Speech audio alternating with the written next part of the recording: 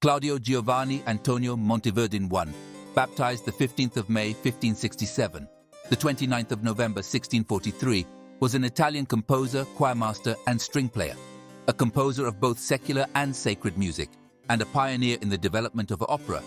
He is considered a crucial transitional figure between the Renaissance and Baroque periods of music history. Born in Cremona, where he undertook his first musical studies and compositions, Monteverdi developed his career first at the court of Mantua, c. 1590-1613, and then until his death in the Republic of Venice, where he was maestro di capella at the Basilica of San Marco. His surviving letters give insight into the life of a professional musician in Italy of the period, including problems of income, patronage, and politics. Much of Monteverdi's output, including many stage works, has been lost. His surviving music includes 9 books of madrigals, large-scale religious works such as his Vespro della Beata Vergine, Vespers for the Blessed Virgin, of 1610, and 3 complete operas. His opera L'Orfeo, 1607, is the earliest of the genre still widely performed. Towards the end of his life, he wrote works for Venice, including Il Ritorno d'Ulisse in Patria and L'Incoronazione di Poppea. While he worked extensively in the tradition of earlier Renaissance polyphony, as evidenced in his madrigals, he undertook great developments in form and melody, and began to employ the basso continuo technique, distinctive of the Baroque. No stranger to controversy, he defended his sometimes novel techniques as elements of a Seconda Pratica, contrasting with the more orthodox earlier style, which he termed the Prima Pratica. Largely forgotten during the 18th and much of the 19th centuries, his works enjoyed a rediscovery around the beginning of the 20th century.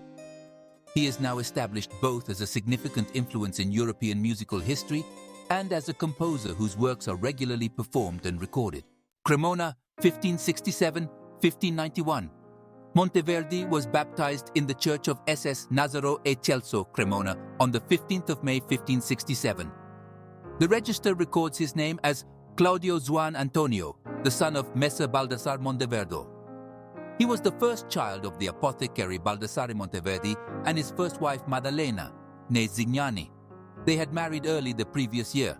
Claudio's brother, Giulio Cesare Monteverdi, born in 1573, was also to become a musician. There were 2 other brothers and 2 sisters from Baldassare's marriage to Maddalena and his subsequent marriage in 1576 or 1577. Cremona was close to the border of the Republic of Venice and not far from the lands controlled by the Duchy of Mantua, in both of which states Monteverdi was later to establish his career. There is no clear record of Monteverdi's early musical training or evidence that, as is sometimes claimed, he was a member of the cathedral choir or studied at Cremona University. Monteverdi's first published work, a set of motets titled Sacrae Cantionculae, Sacred Songs for 3 Voices, was issued in Venice in 1582 when he was only 15 years old. In this and his other initial publications, he describes himself as the pupil of Marcantonio Inghinieri, who was from 1581 and possibly from 1576 to 1592, the maestro di capella at Cremona Cathedral. The musicologist Tim Carter deduces that Inghinieri gave him a solid grounding in counterpoint and composition, and that Monteverdi would also have studied playing instruments of the viol family and singing. Monteverdi's first publications also give evidence of his connections beyond Cremona, even in his early years. His second published work, Madrigali Spirituali, Spiritual Madrigals, 1583, was printed at Brescia. His next works, his first published secular compositions, were sets of 5-part madrigals. According to his biographer, Paolo Fabbri, the inevitable proving ground for any composer of the second half of the 16th century, the secular genre par excellence. The first book of madrigals, Venice 1587, was dedicated to Count Marco Verita of Verona. The second book of madrigals, Venice 1590, was dedicated to the president of the Senate of Milan, Giacomo Riccardi, for whom he had played the viola da braccio in 1587. In the dedication of his second book of madrigals, Monteverdi had described himself as a player of the vivuola, an instrument that could refer to either the viola da gamba or viola da braccio.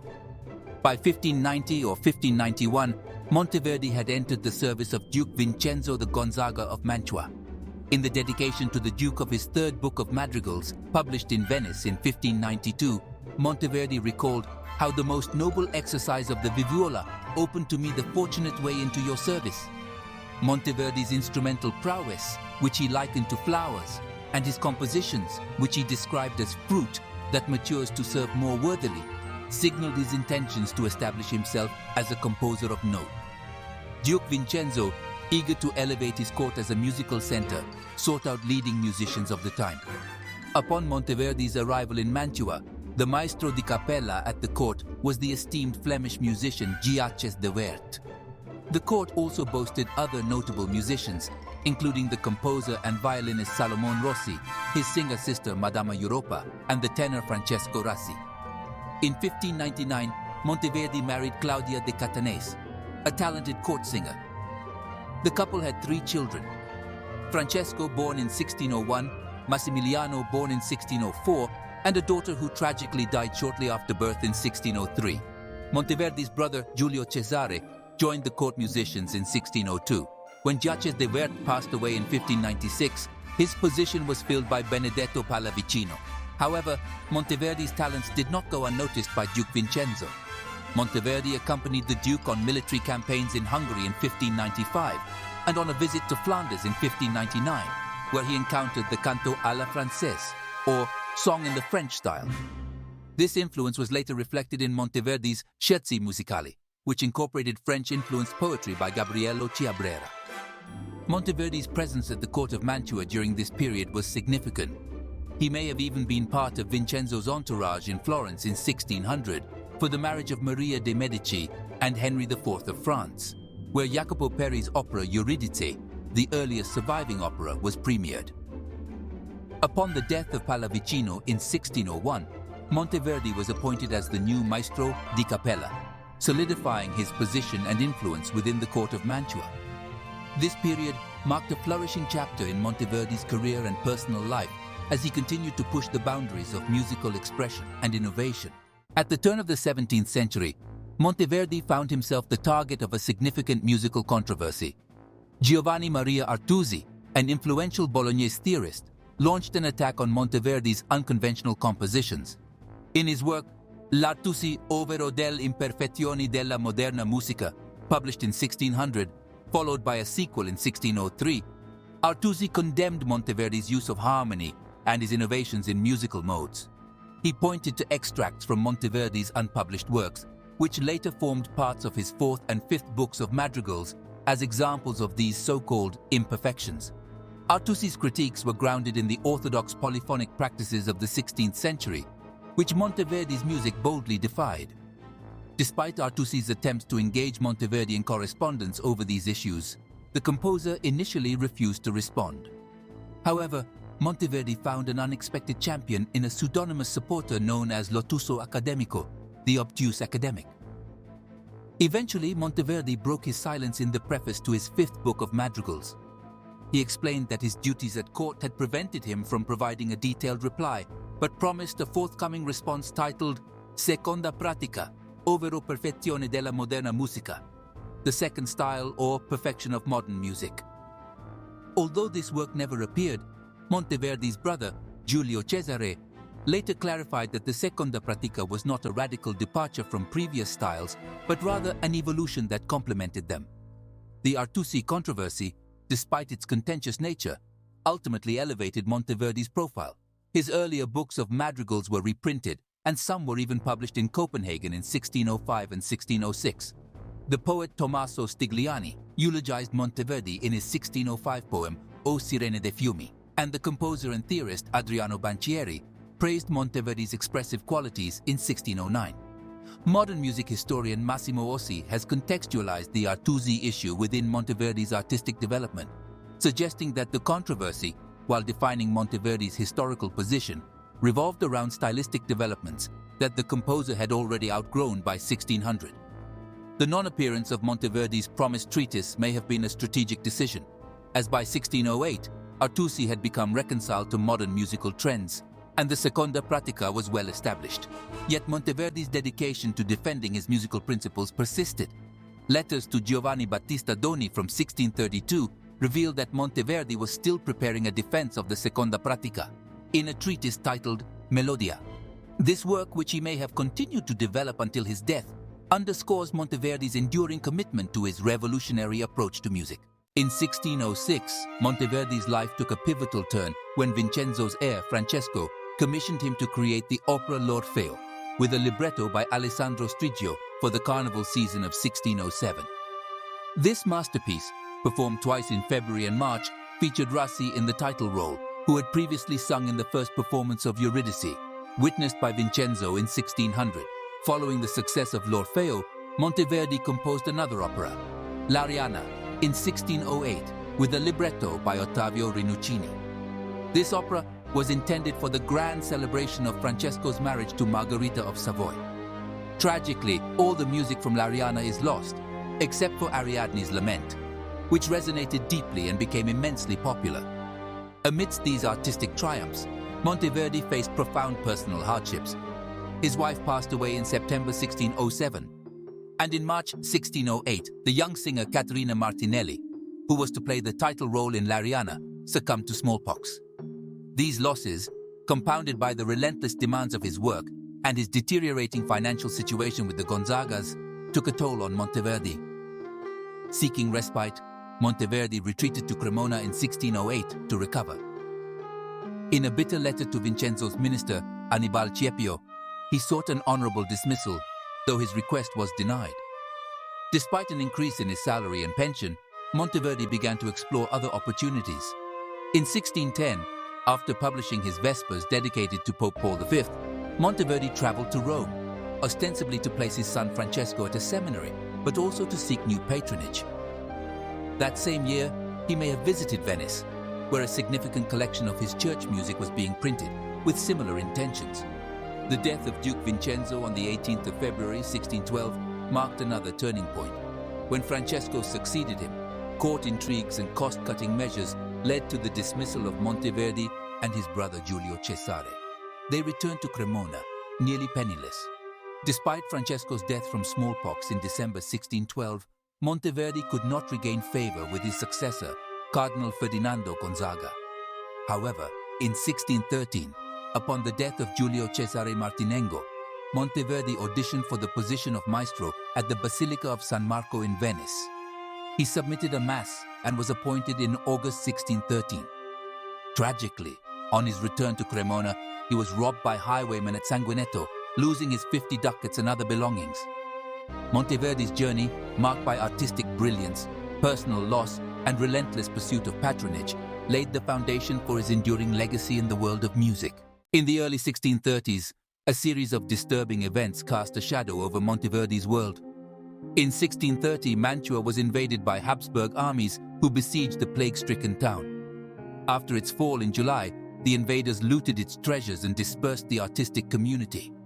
The plague, carried to Venice by an embassy led by Monteverdi's confidant Alessandro Striggio, ravaged the city for 16 months, resulting in over 45,000 deaths and reducing Venice's population to its lowest in 150 years.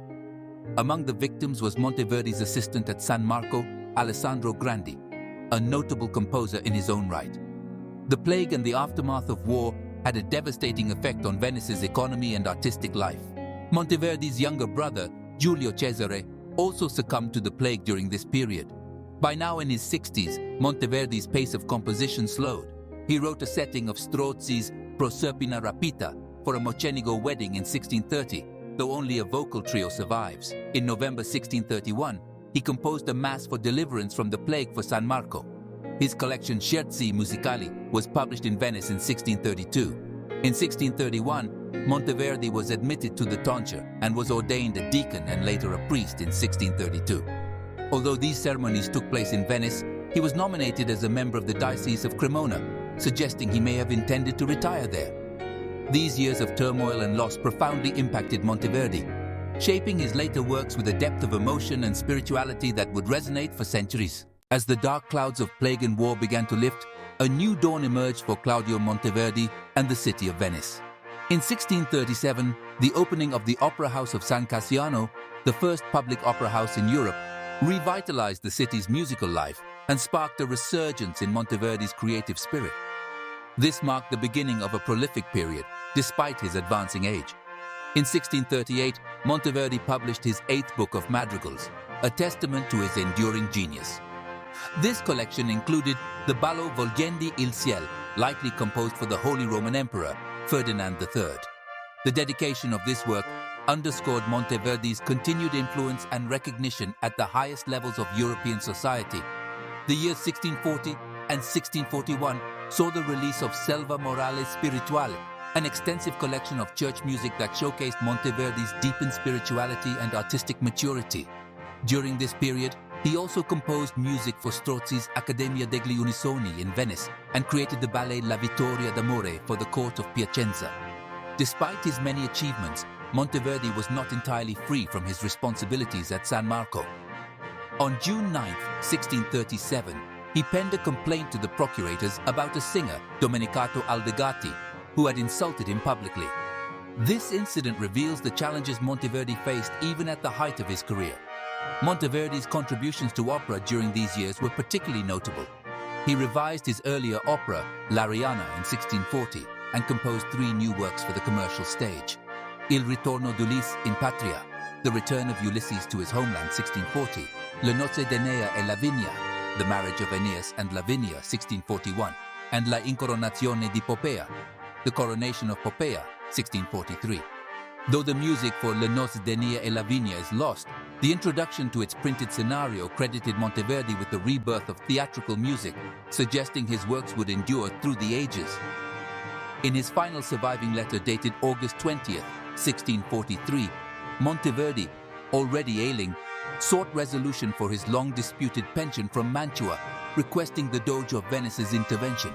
He passed away in Venice on November 29, 1643, after a brief visit to Cremona, and was laid to rest in the Church of the Frari. Monteverdi's legacy lived on through his sons, Massimiliano and Francesco, and his timeless compositions that continue to inspire and captivate audiences. As the echoes of Monteverdi's final compositions faded, the world turned its gaze to the legacy he left behind. In his lifetime, Monteverdi had achieved considerable status, a fact evidenced by the grandeur of his funeral rites. With truly royal pomp, a catafalque was erected in the Chiesa de Padrini Minori de Frari, decorated all in mourning, but surrounded with so many candles that the church resembled a night sky luminous with stars. Yet, like many great artists, Monteverdi's glorification was fleeting. The music of his day rarely survived beyond its initial performance, quickly forgotten along with its creator. However, Monteverdi fared better than most. His operatic works were revived in several cities in the decade following his death, and his Lamento d'Arianna became a staple in every musical household in Italy. The German composer Heinrich Schütz, who had studied in Venice under Giovanni Gabrieli, was among those influenced by Monteverdi. Schütz absorbed elements of Monteverdi's style, including the expressive word setting and basso continuo, integrating these techniques into his own compositions. After the 1650s, Monteverdi's name faded from contemporary accounts, with his music largely forgotten except for the enduring lamento. Interest in Monteverdi revived in the late 18th and early 19th centuries among music scholars in Germany and Italy, though he was still seen as a historical curiosity. Wider interest in his music began in 1881, with the publication of a shortened version of the Orfeo score. By the early 20th century, his operas were being staged once again, largely due to the efforts of musicians like Vincent d'Indy. The Italian nationalist poet Gabriele D'Annunzio praised Monteverdi in his novel Il Fuoco, describing him as Il Divino Claudio. What a heroic soul, purely Italian in its essence. This vision of Monteverdi as the founder of Italian musical lyricism was adopted by musicians associated with the Mussolini regime, who contrasted Monteverdi with the perceived decadence of composers like Richard Strauss and Igor Stravinsky. In the post-World War II years, Monteverdi's operas began to be performed in major opera houses, eventually becoming part of the general repertory. The revival of interest in Monteverdi's sacred music took longer, but by the mid-20th century, his works were being published in modern editions and performed with increasing frequency.